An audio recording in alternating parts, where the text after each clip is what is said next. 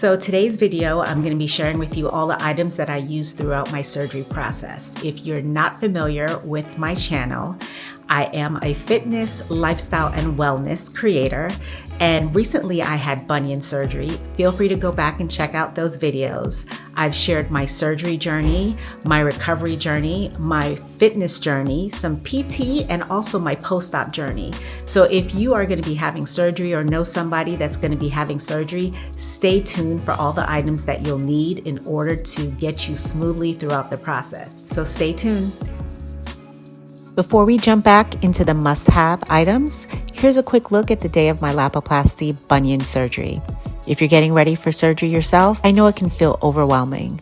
That's exactly why I made this video, to share the products that honestly made my recovery easier. Every item I'm showing you is something I personally bought, used, and would absolutely recommend. Trust me, a shower chair is one of the first things you'll want to have waiting for you when you get home. It made showering so much safer and took away the worry of trying to balance on one foot. This is me heading home after surgery, and the one thing I couldn't wait to do was get my foot elevated and iced. These gel ice packs became one of the most used items during my recovery. I actually bought one large pack and two smaller ones so I could rotate them throughout the day.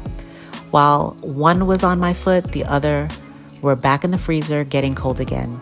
I iced my foot at least twice a day, especially during those first several weeks when the swelling was at its worst. Whenever I iced, I always wrapped the gel pack in a towel before placing it on my foot to protect my skin. My routine was simple, 20 minutes on, followed by 20 minutes off. It really helped with the swelling and made my foot feel so much better after being up and moving around. If the swelling is one of your biggest concerns after surgery, don't skip this one.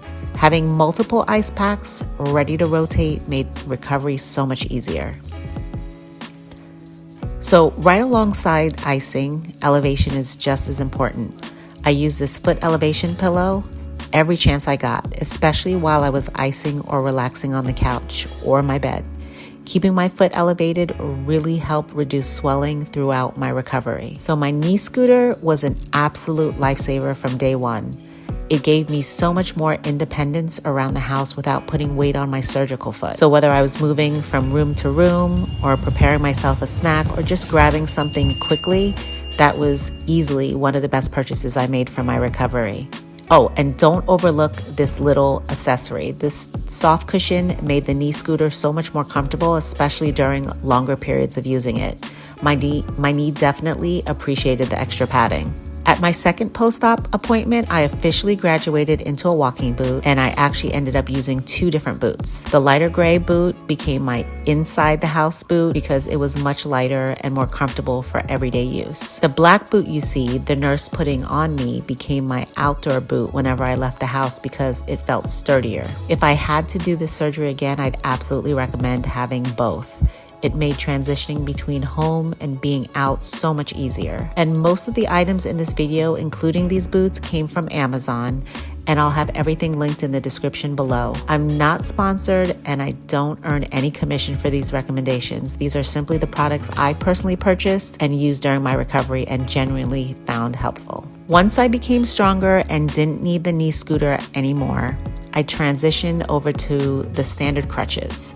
So they gave me a little more freedom while I continued learning how to safely put weight throughout my foot. These are just the basic crutches I purchased, and they work perfectly for this stage of my recovery. We're only halfway through the list, and coming up are a few items that I think made the biggest differences later in my recovery, including the shoes my surgeon recommended, the red light therapy belt that became part of my daily routine, and two scar care products that I still use today. So don't go anywhere, we're just getting to my favorites. This was such an exciting milestone in my recovery. At this point, Dr. Halavis officially started transitioning me out of my walking boot and into sneakers. The brand that he recommended were HOKAs, and they were extremely comfortable. They have extra cushioning and support, which made a huge difference as I learned to walk normally again and gradually put more weight through my foot. If you're wondering what shoes to wear after bunion surgery, definitely ask your surgeon what they recommend, but HOKAs have worked really well for me. Around 6 weeks after surgery, I added red light therapy to my recovery routine.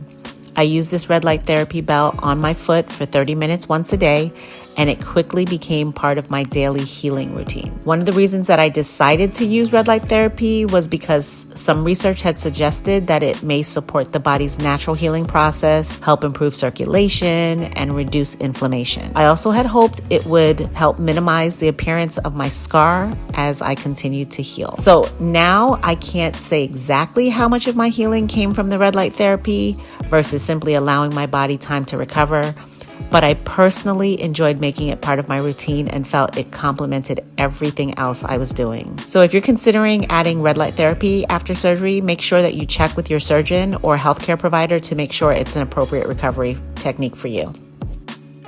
One recommendation that actually came from my nurse was using vitamin E capsules instead of like a vitamin E serum or cream.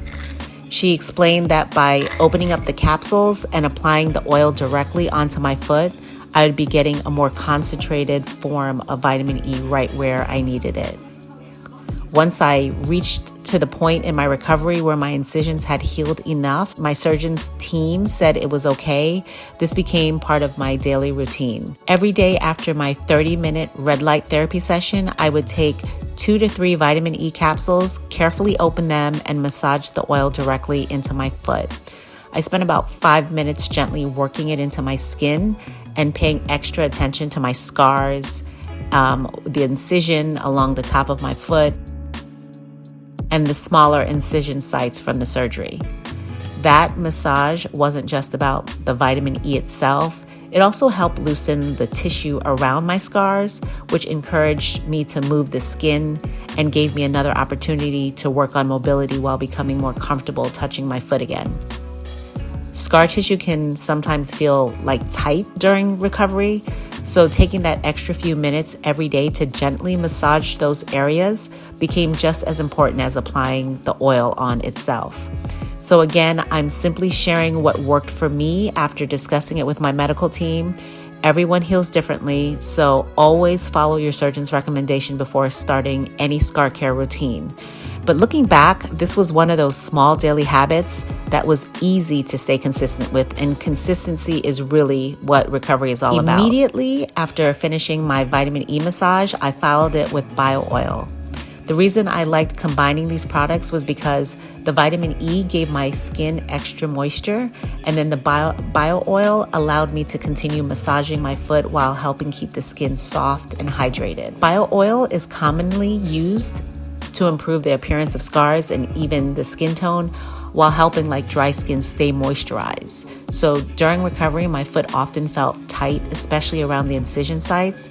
So taking several minutes to massage bio oil into the skin really felt good.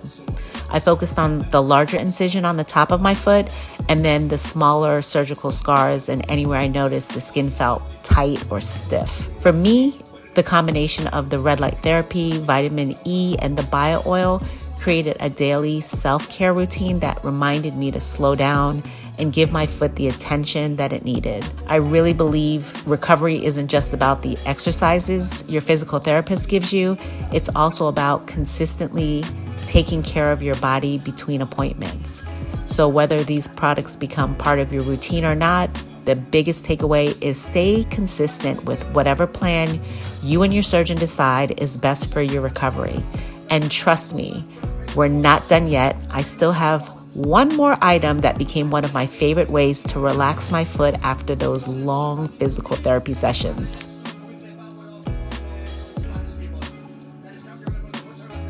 The last item on my list is this heated foot massager, but I didn't start using it until after my 3-month post-op visit, once my surgeon felt that I was far enough along in my recovery. I usually use it once or twice a week, especially after a busy day or a tough physical therapy session.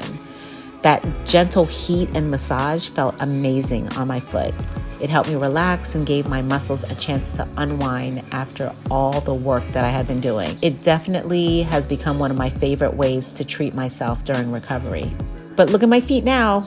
It's amazing to see how far I've come. The recovery definitely takes patience, but every small step adds up.